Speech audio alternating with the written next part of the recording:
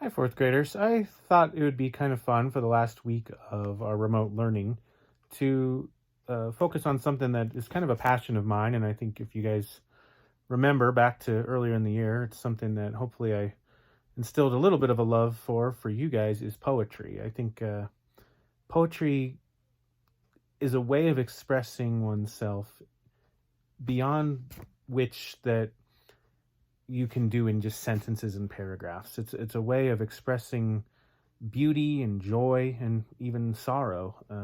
There are a lot of things you can do with poetry. And I hope that it's not something that you pass over as you move on to fifth grade and beyond. I want you guys to always keep an eye out for good poetry and be willing to read poetry and have an open mind about it. There are lots of great poems out there.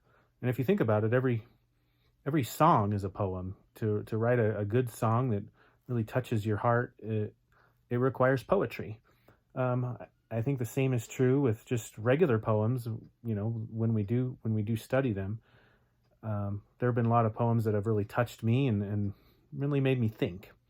So this week I'm going to read a poem a day, and I'm just going to have a few questions with it, and just see if you are understanding some of the structure of the poetry and the meaning of it. But the main purpose is to just enjoy it, and I think there's some great poems out there to just sit and enjoy, just like you would a regular book that you're reading. So I'm going to start with today a poem by Rudyard Kipling. You may have heard that name. Well, Kipling Street.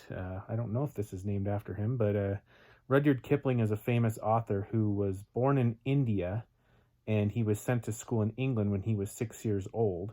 He returned to India as a teenager and began a career as a journalist, a poet, and a novelist. He wrote novels, including a book you've probably heard of that became a movie, The Jungle Book. So this is one of his most famous poems, and it's simply called If. And now in the link below, I have If linked that you can read along with me. So I'll give you a moment to pull that up, and you can just listen to my voice, or you can watch this a couple times or read it to yourself, however you want to do it. But I am going to read the poem for you in just a moment here. So make sure you have it brought up. Okay, it's called If. If you can keep your head when all about you are losing theirs and blaming it on you, if you can trust yourself when all men doubt you, but make allowance for their doubting too, if you can wait and not be tired by waiting, or being lied about, don't deal in lies, or being hated, don't give way to hating, and yet don't look too good nor talk too wise.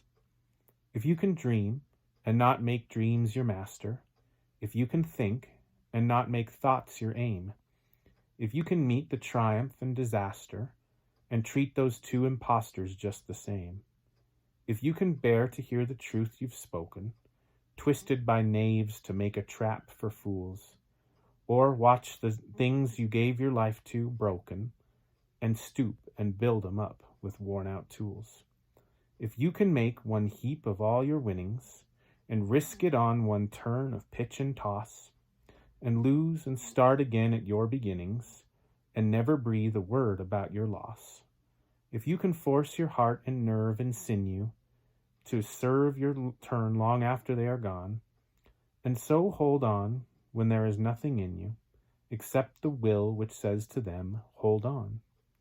If you can talk with crowds and keep your virtue, or walk with kings, nor lose the common touch, if neither foes nor loving friends can hurt you, if all men count with you but none too much, if you can fill the unforgiving minute with 60 seconds worth of distance run, yours is the earth and everything that's in it, and, which is more, you'll be a man, my son. Now, obviously this poem is directed to his son, but I think that it could apply to anybody, sons, daughters. So in the assignment that goes with this, I have a few questions for you and a few chances for you to ask questions as well. And, the comment section is always available if you have further desire to discuss with your classmates or with me any further thoughts you have on this. We'll read another poem tomorrow. Thanks for joining me in reading If by Rudyard Kipling.